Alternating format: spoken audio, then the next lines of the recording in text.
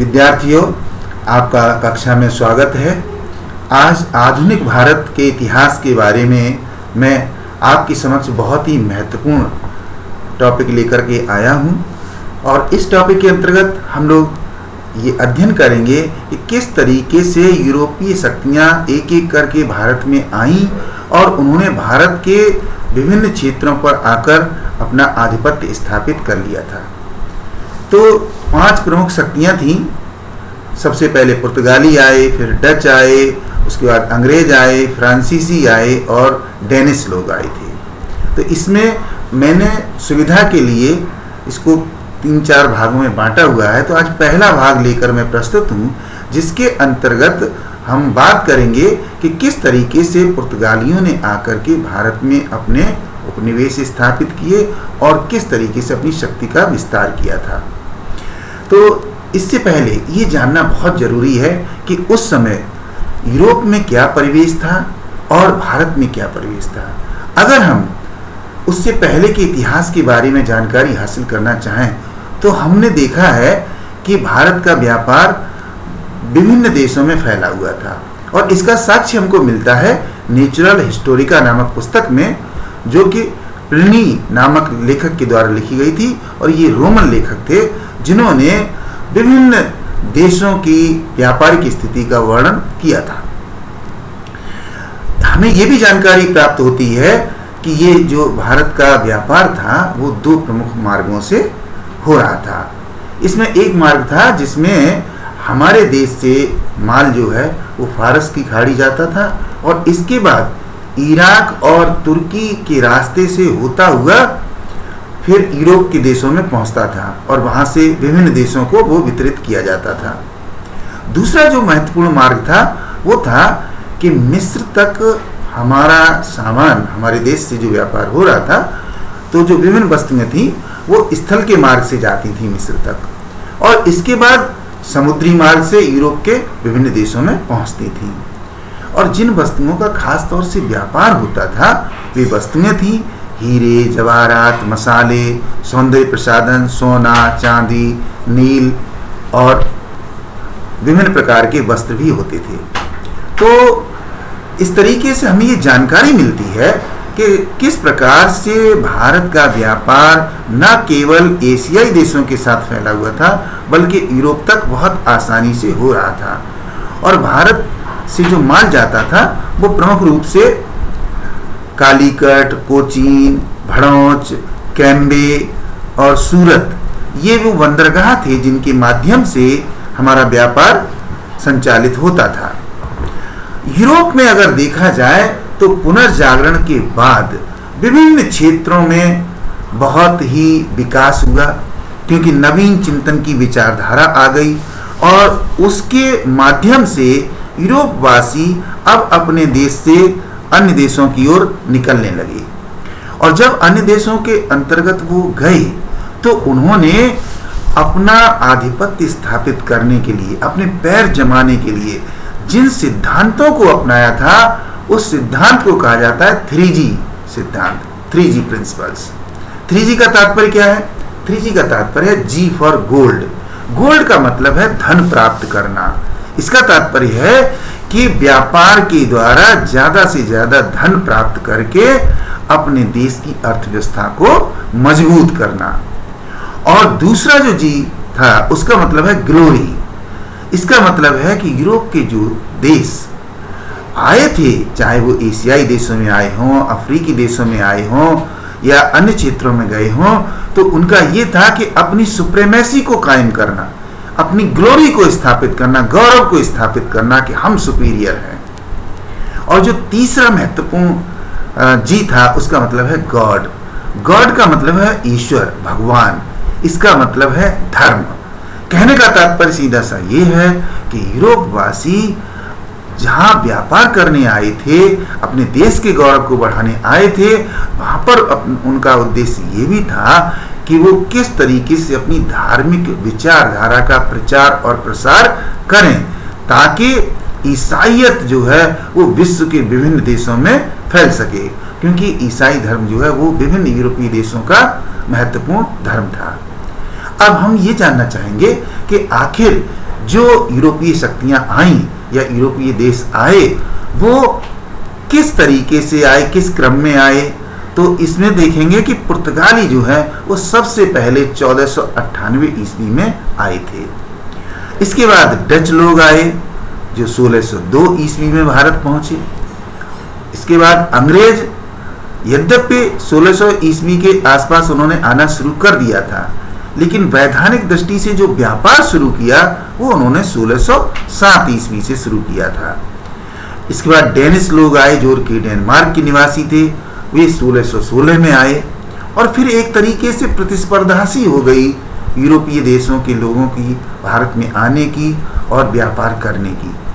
तो फ्रांसीसी जो कि सबसे अंत में आए थे 1665 ईस्वी के अंतर्गत। तो अब हम ये देखेंगे कि आखिर पुर्तगाली शक्ति जो थी वो किस प्रकार से भारत में आए और किस तरीके से उन्होंने अपने पैर जमाए और किस तरीके से व्यापार का विस्तार किया। यहां पर हम आपको बताना चाहेंगे कि अभी तक भारत के लिए यूरोप वासियों ने समुद्री मार्ग की खोज नहीं कर पाई थी। 1487 ईस्वी में बार्थोलोम्यू डायस नामक एक व्यक्ति था जिसने आशा अंतरीप की खोज की थी, अर्थात केप ऑफ गुड होप, जो अफ्रीका महाद्वीप का सबसे दक्षिणी बिंदु है, उसकी खोज हो चुकी थी। अर्थात इसका मतलब है एक लंबे समुद्री मार्ग की खोज हो गई थी। और उसके बाद दूसरे जो अन्वेषण करता थे उनका मनोबल बढ़ा और वो भारत की खोज के लिए निकल पड़े, क्योंकि भारत के बारे में उन्होंने सुन रखा था कि भारत एक बहुत ही समृद्ध देश है और उसके साथ व्यापार अच्छी तरीके से किया जा सकता है। तो इसके लिए 1498 ईस्वी में पुर्तगाली नाविक वास्को डी गामा जो है वो भारत मिशन पर निकला कि उसे भारत की खोज करनी है, और वो आशा अंतरीप होते हुए आगे बढ़ा अरब सागर की ओर, पहले फारस की खाड़ी के इलाके से अरब सागर की ओर बढ़ा, लेकिन उसे भारत के बारे में समुचित जानकारी नहीं थी कि वो किस तरीके से कहां पर पहुंचे। तो वहीं समुद्र में जब वो यात्रा कर रहा था तो उसकी मुलाकात एक गुजराती व्यक्ति से होती है जो कि समुद्र में मार्ग को जानता था भारत आने के लिए। तो वो अब्दुल मनीक नामक व्यक्ति था। तो उसकी मदद से वास्को डी गामा कालीकट पहुंचता है, और जब कालीकट पहुंचता है तो कालीकट के क्षेत्र में जो हिंदू राज्य था, उस हिंदू राज्य में जो हिंदू शासक था उसका नाम जमोरिन था। तो जमोरिन वास्को डी गामा का बहुत स्वागत करता है, क्योंकि जमोरिन चाहता था कि भारत का विस्तार भी, भारत का व्यापार जो वो बढ़े। तो उसने स्वागत किया और वास्को डी गामा काफ़ी दिनों तक यहाँ पर रहा। यहाँ पर हम महत्वपूर्ण बात आपको ये बताना चाहते हैं कि वास्को डी गामा ने 3 बार भारत की यात्रा की थी। सबसे पहले 1498 ईस्वी में आया, फिर उसके बाद 1500 ईस्वी में आया, और फिर तीसरी बार 1502 ईस्वी में भी आया था। और जब वो आता था तो भारत से बहुत सारे मसाले और जड़ी बूटियां आपके साथ अपने साथ लेकर के गया था। वास्को डी गामा जिन चीज़ों को यूरोप में ले गया, उन चीज़ों को यूरोप के विभिन्न देशों में, विभिन्न क्षेत्रों में उसने पहुंचाया। जब वहाँ पर उन चीज़ों को देखा गया तो उनकी बड़ी तारीफ हुई, क्योंकि वो चीज़ें बहुत अच्छी थी, और वास्को डी गामा ने उन चीज़ों को 60 गुने दाम में बेचा। इसका मतलब है कि भारत से यूरोप ले जाने वाली जो वस्तुएं थीं उनमें अच्छा खासा मुनाफा हो सकता था। ये चीज अब वास्को डी गामा को पता चल गई। तो लिहाजा अब क्या हुआ कि धीरे धीरे व्यापार और ज्यादा बढ़ने लगा। 1500 ईस्वी में अल्वरेज कैब्रिल नामक व्यक्ति था, उसके नेतृत्व में एक दल बनाया गया व्यापारियों का, और उस व्यापारियों के दल को भारत भेजा गया कि अब जाकर के अपने व्यापार को और अधिक बढ़ाया जाए। तो उसको पुर्तगाल की सरकार के द्वारा या तत्कालीन जो भी शासक था उसने 2 प्रमुख लक्ष्य दिए थे कि आपको ये 2 उद्देश्य पूरे करने हैं। पहला लक्ष्य दिया गया था कि सैन्य बल से देश और स्वयं को मजबूत करना, यानी जब आप व्यापार करने के लिए जा रहे हैं तो आपको वहां तरह तरह की समस्याएं भी आएंगी। हो सकता है कि आपको कहीं संघर्ष भी करना पड़े। तो ऐसी स्थिति से निपटने के लिए सैनिक टुकड़ियों को ले जाना जरूरी है।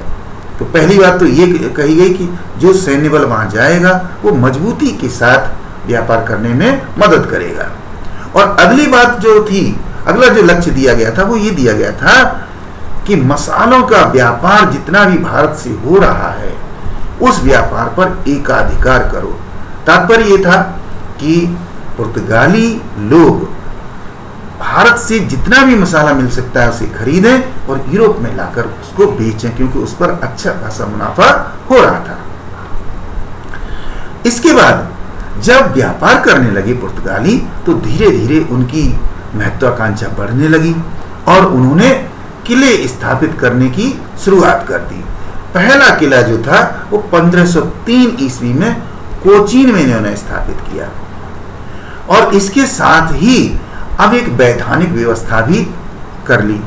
और वो व्यवस्था क्या थी कि पुर्तगाली सरकार ने एक वायसराय को नियुक्त करके यहाँ पर भेजा 1505 ईस्वी में, ताकि वो जितना भी व्यापार हो रहा है उसका अच्छी तरीके से नियंत्रण कर सके और उनको दिशा निर्देश दे सके व्यापारियों को। इसलिए जिस व्यक्ति को पहला गवर्नर बनाकर भेजा गया था उस व्यक्ति का नाम था फ्रांसिस डी अल्मीडा, जो 1505 से 1509 ईस्वी तक भारत में रहता है।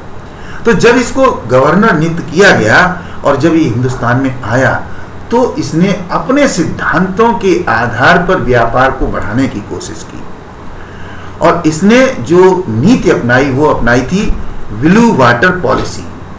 ब्लू वाटर पॉलिसी का मतलब है शांत जल की नीति। शांत जल की नीति का मतलब ये है कि समुद्र के अंदर, समुद्र पर जो व्यापार होता है वहां पर शांतिपूर्वक हम अपने व्यापार को धीरे धीरे बढ़ाते रहें।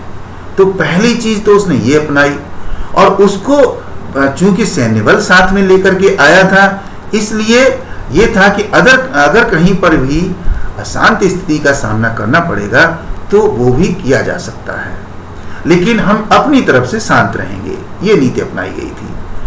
अब इसी दौरान क्या होता है कि मिस्र, गुजरात और तुर्की इन्होंने एक संयुक्त सेना बना रखी थी ताकि ये अपने व्यापार को सुरक्षित रख सकें।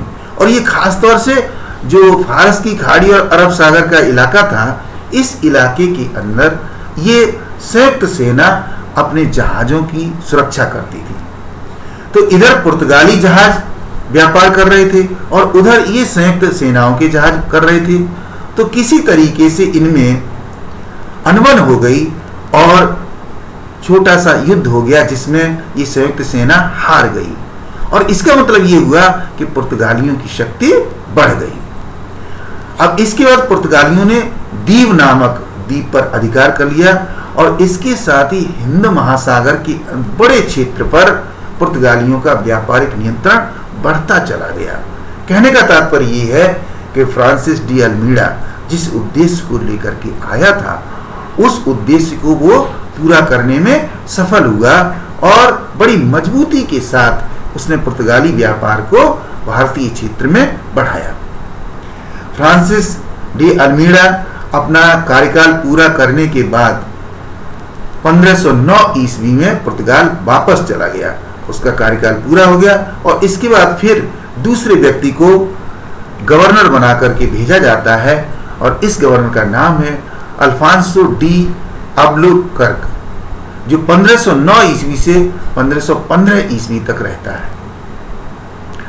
इस व्यक्ति को, इस गवर्नर को पुर्तगाली साम्राज्य का वास्तविक संस्थापक कहा जाता है। अब देखिए यहाँ पर समझने वाली महत्वपूर्ण बात क्या है कि अब तक तो जो भी कुछ भी गतिविधियां हो रही थी वो केवल व्यापार बढ़ाने के लिए हो रही थी, लेकिन अब जो अल्फांसो गवर्नर बन करके आए हैं उन्होंने ये निश्चय करके आए थे वो पुर्तगाल से कि उनको धीरे धीरे अपनी शक्ति स्थापित करनी है। तो यहाँ पर शब्द आता है साम्राज्य। कहने का तात्पर्य ये है कि साम्राज्य स्थापित करता है कि उन क्षेत्रों में जहां से कि वो व्यापार कर रहे थे। तो अब देखने वाली बात यह है कि वो कौन सी ऐसी एक्टिविटीज करता है जिसके आधार पर साम्राज्य स्थापित होता है। तो सबसे पहला कदम वो क्या उठाता है कि उसने 1509 ईस्वी में कोचीन को पुर्तगाली शक्ति का मुख्यालय बना दिया। कहने का मतलब है कि पुर्तगाली लोग जितनी भी गतिविधियां हिंदुस्तान में करेंगे, भारतीय क्षेत्र में करेंगे, उन सब का एक ऑफिस बना दिया गया। वहां से कंट्रोल होगा, वहां से नियंत्रण होगा और वहीं से दिशा निर्देश जारी होंगे और आवश्यकता पड़ी तो वहीं से रेगुलेशन भी लगाया जाएगा, जिससे कि एक तरीके से वो उनका हेडक्वार्टर बन गया, मुख्यालय बन गया। अब इसके बाद क्या होता है, 1510 ईस्वी में बीजापुर का जो सुल्तान होता है यूसुफ आदिल शाह, तो यूसुफ आदिल शाह से वार्ता करके अल्फांसो गोवा बंदरगाह को प्राप्त कर लेता है। और गोवा बंदरगाह को प्राप्त करने पर क्या होता है, उसका व्यापार और अधिक बढ़ जाता है। इसके बाद मलक्का और हरमुज पर भी 1511 ईस्वी में अधिकार कर लिया जाता है। कहने का तात्पर्य सीधा सा ये है कि अल्फांसो जिस उद्देश्य को लेकर के आया था, उस उद्देश्य के आधार पर बराबर वो अपनी शक्ति को बढ़ाता जा रहा है। व्यापारिक शक्ति भी बढ़ रही है और यहाँ पर अगर देखा जाए तो उसकी साम्राज्य संबंधी शक्ति भी बढ़ती चली जा रही है। और अब तक जो है पुर्तगालियों ने दमन द्वीप, बंबई, सांथोमी जिसको कि मद्रास कहा जाता है और हुगली, इन क्षेत्रों में कई स्थानों पर अपनी बस्तियां बसा ली थी। तो यहां पर व्यापारिक गतिविधियां हो रही थी, साथ में साम्राज्य को बढ़ाने की गतिविधियां हो रही थी। साथ ही साथ जो भारतीय समाज के अंदर जो कुछ भी हो रहा था उसके आधार पर वो चाहते थे, उसमें भी थोड़ी बहुत दखलंदाजी करने लगे थे। जैसे सती प्रथा को बंद कराने का प्रयास किया। 1515 ईस्वी में दुर्भाग्यवश अल्फांसो की मृत्यु हो जाती है और जो पुर्तगालियों का जो मिशन चल रहा था वो थोड़ा सा उसको विराम लगता है, थोड़ा शिथिल पड़ जाता है और अल्फांसो को गोवा की कैथोलिक चर्च में दफनाया जाता है। वहीं पर इसकी मजार बनी हुई है। इसके बाद 1529 ईस्वी से 1538 ईस्वी तक मैंने आपको बताया कि अल्फांसो की मृत्यु के बाद थोड़ा सा व्यापार शिथिल हो जाता है, लेकिन उसके बाद जब नीनू डी कुन्हा गवर्नर बनकर के आता है, जिसका बाबरनामा जो कि बाबर के द्वारा लिखा हुआ ग्रंथ है, इसमें अनवर के नाम से इसका उल्लेख मिलता है। तो ये जब आता है तो ये जहां पर एक गवर्नर बनकर के आया है, वहां पर एक ये डॉक्टर भी था, चिकित्सक भी था।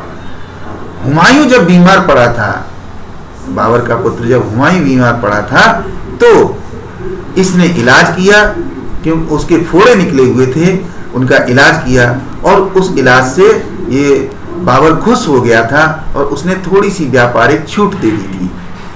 1530 ईस्वी में कोचीन से कार्यालय इसने अपना स्थानांतरित किया और गोवा को राजधानी बना लिया।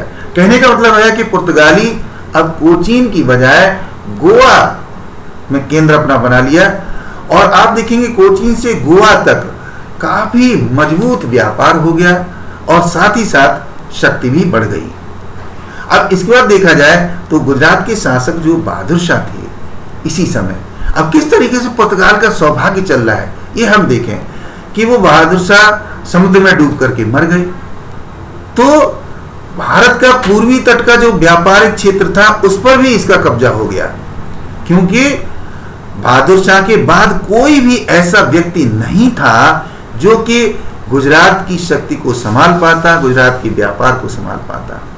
तो इस प्रकार से पुर्तगाली शक्ति का निरंतर दक्षिण से उत्तर की ओर विस्तार होता गया और कोचीन से लेकर के और गुजरात के बड़े क्षेत्र तक पुर्तगालियों का व्यापारिक आधिपत्य स्थापित हो गया।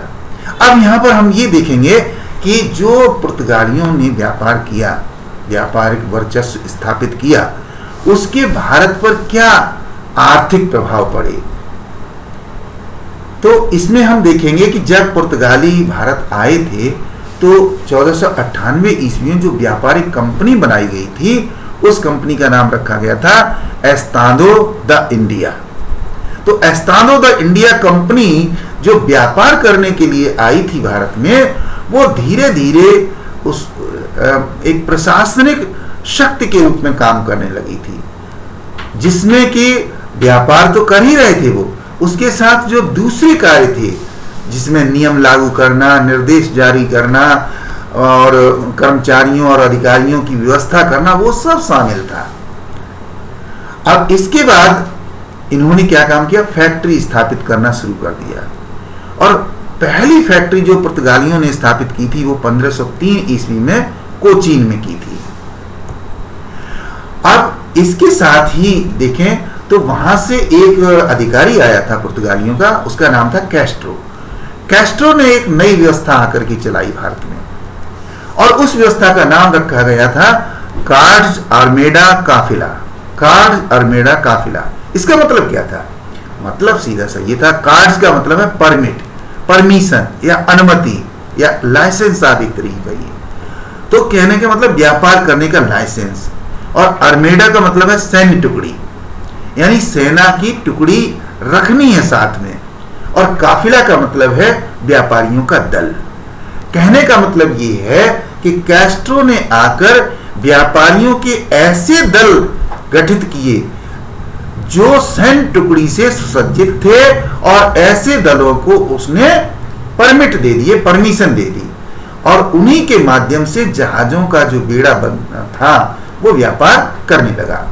और यहां तक आते आते पुर्तगाली अपने आप को समुद्र का स्वामी मानने लगे, क्योंकि समुद्र में एक तरीके से अगर देखा जाए तो पुर्तगालियों के व्यापार का एकाधिकार हो चुका था।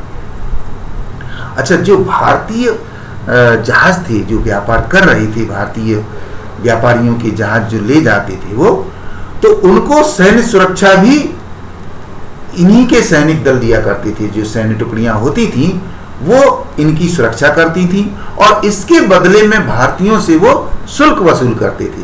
यानी भारतीयों को वो विश्वास दिलाते थे कि हम आपके जहाजों की रक्षा करेंगे, लेकिन इसके बदले आपको शुल्क देना पड़ेगा। अब यह समझने वाली बात यह है कि क्या भारतीयों को इस तरीके का शुल्क देना चाहिए था अथवा नहीं देना चाहिए था?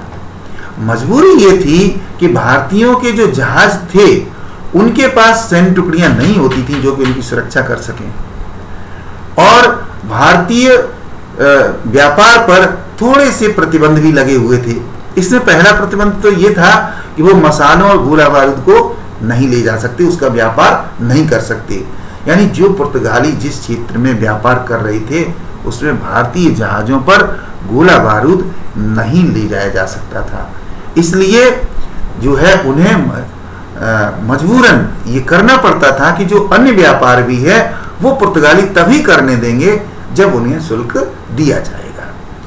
अकबर बादशाह को पुर्तगालियों ने हर साल एक लाइसेंस दिया जाता था, एक बार जो है वो उन्हें परमिशन दी जाती थी, एक कार्ड दिया जाता था जो निःशुल्क होता था। इसका तात्पर्य यह है कि अकबर साल में एक बार अपने जहाजों पर कोई भी सामान लदवाकर एक स्थान से दूसरे स्थान पर व्यापार के लिए भेज सकता था।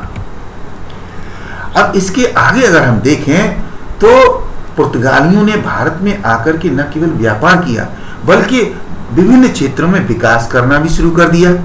1556 ईस्वी में उन्होंने पहला छापाखाना भारत में लगा दिया। इसका मतलब यह कि इससे पहले जो पुस्तकें लिखी जाती थी या जो पत्र भेजे जाते थे या जो फरमान जारी किए जाते थे वो हाथ से लिखे जाते थे। अब छपाई खाना स्थापित हो जाने से क्या हो गया कि हमारा साहित्य भी लिखा जाने लगा और पुस्तकें लिखी जाने लगी, जिससे कि आसानी हो गई। तो जो भारतीय साहित्य था वो धीरे धीरे यूरोप की तरफ जाने लगा और यूरोप की कुछ पुस्तकें भारत भी आने लगी। इसके साथ ही देखें तो पुर्तगाल की एक बहुत ही प्रसिद्ध कला थी, उनकी एक कला शैली थी गोथिक कला। ये गोथिक कला भारत में आ गई और भारत में भी गोथिक कला का धीरे धीरे प्रचार होने लगा। लोग उसे अपनाने लगे, तो ये महत्वपूर्ण प्रभाव पड़ने लगे। इसके बाद देखें, एक पुर्तगाली यात्री आया था, बहुत ही फेमस है, जिसने भारत का पूरा यात्रा वृतांत लिखा है। भारत में वो किस तरीके से आया, उसने क्या क्या देखा, लोगों से मिला, भारत की संस्कृति को समझा, वो अपने पूरे यात्रा वृतांत के अंदर वर्णन करता है। और ये कृष्णदेव राय का जो शासनकाल था दक्षिण में, उस समय आया था। तो वो कृष्णदेव राय के बारे में भी बहुत कुछ लिखता है, उनकी शासन व्यवस्था की बड़ी प्रशंसा करता है, उनकी जो जनता है वो कितनी सुखी है उसके बारे में लिखता है। तो हमें बहुत जानकारी इससे मिलती है। अगली चीज अगर हम देखें तो पुर्तगाली जब आए थे, मैंने आपको पीछे बताया था कि वो गोल्ड, ग्लोरी और गॉड, 3 सिद्धांतों को अपनाते हुए आए थे। इसका मतलब ये था कि वो धर्म प्रचार भी करना चाहते थे। तो वहां से जेसुइट लोगों को लेकर के आए थे। ये जेसुइट लोग जो थे वो ईसाइयत का प्रचार करने वाला एक समूह हुआ करता था। जब आए और अकबर के दरबार में पहुंचे और उन्होंने अपनी बात रखी वहां पर ईसाइयत के बारे में, तो अकबर ने विनम्रता पूर्वक मना कर दिया कि हम इस चीज को नहीं अपना सकते, हमारी जनता इसके लिए तैयार नहीं है। ये महत्वपूर्ण बात थी। अगली चीज अगर हम देखें, अगली बात देखें, अगला प्रभाव देखें, तो भारत में नई नई फसलें होने लगी। पपीता, तंबाकू, मूंगफली, मक्का, लीची, अनानास जैसी चीजों का उत्पादन होने लगा। अब यहाँ पर ये नहीं कहा जा सकता है कि इससे पहले भारत में इन चीजों का उत्पादन नहीं होता था। होता होगा और होता रहा है, लेकिन सबसे खास बात क्या थी? खास बात यह थी कि पुर्तगालियों ने आकर के इन फसलों के उत्पादन को व्यावसायिक बना दिया, कॉमर्शियल बना दिया, इन्हें कैश क्रॉप्स बना दिया। कहने का मतलब है कि इनका उत्पादन करने के उपरांत किसान इसको सीधे बेच सकते थे और धन प्राप्त कर सकते थे। तो इनको एक नकदी फसलों का रूप जो है वो पुर्तगालियों ने दिया। 1560 ईस्वी में अगर देखा जाए तो भारत में ईसाई धार्मिक न्यायालय स्थापित कर दिया पुर्तगालियों ने। इससे पहले भारत में धार्मिक न्यायालय नहीं हुआ करते थे, लेकिन ये आगे चलते चलते स्थिति ऐसी बन गई कि उन्हें धार्मिक न्यायालय स्थापित करने पड़े, क्योंकि ईसाई लोगों की संख्या बढ़ गई थी। 1600 ईस्वी तक गोवा में 2/3 जनसंख्या ईसाई हो गई थी। कहने का मतलब है इन्होंने, जो जेसुइट लोग आए थे, उन्होंने इतना प्रचार और प्रसार किया कि तमाम भारतीय लोगों ने ईसाई धर्म को अपना लिया। और गोवा, जिसको कि इन्होंने अब राजधानी बना रखा था, वहां की जनसंख्या तो लगभग 2/3, लगभग मतलब कहने चाहिए 66% जनसंख्या जो है वो ईसाई हो चुकी थी। कहने का मतलब सीधा सा ये है कि पुर्तगालियों का प्रभाव भारत में निरंतर बढ़ता चला जा रहा था। अब तक पुर्तगाली जो शक्ति थी वो एशिया के अनेक क्षेत्रों में फैल चुकी थी। न केवल भारत में, बल्कि आगे जावा, सुमात्रा, बोर्नियो और श्रीलंका होते हुए आगे की तरफ भी बढ़ रही थी। और इधर फारस के क्षेत्र में भी बहुत मजबूत व्यापार हो गया था। इसलिए पुर्तगाली अपने आप को यूरोप का अग्रदूत कहते थे कि हम एंकर पीपल हैं जो सबसे पहले यूरोप से निकल करके भारत आए हैं।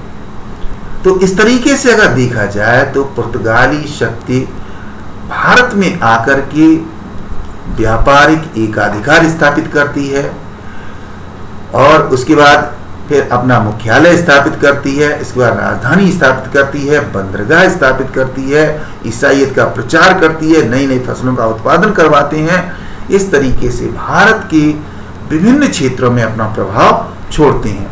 और आपको ये बताना वो मैं बहुत ही महत्वपूर्ण समझता हूं कि जब भारत आज़ाद हुआ 15 अगस्त 1947 ईस्वी को, तो उस समय गोवा आज़ाद नहीं हो पाया था।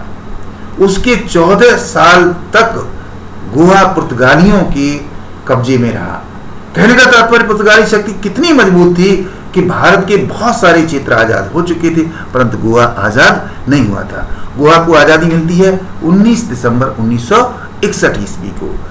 तो अब तक जो हमने आपको समझाया है आपको ये बताया है कि किस तरीके से एक यूरोपीय शक्ति, पुर्तगाली शक्ति भारत में आती है और कैसे धीरे धीरे अपने पैर जमाती है।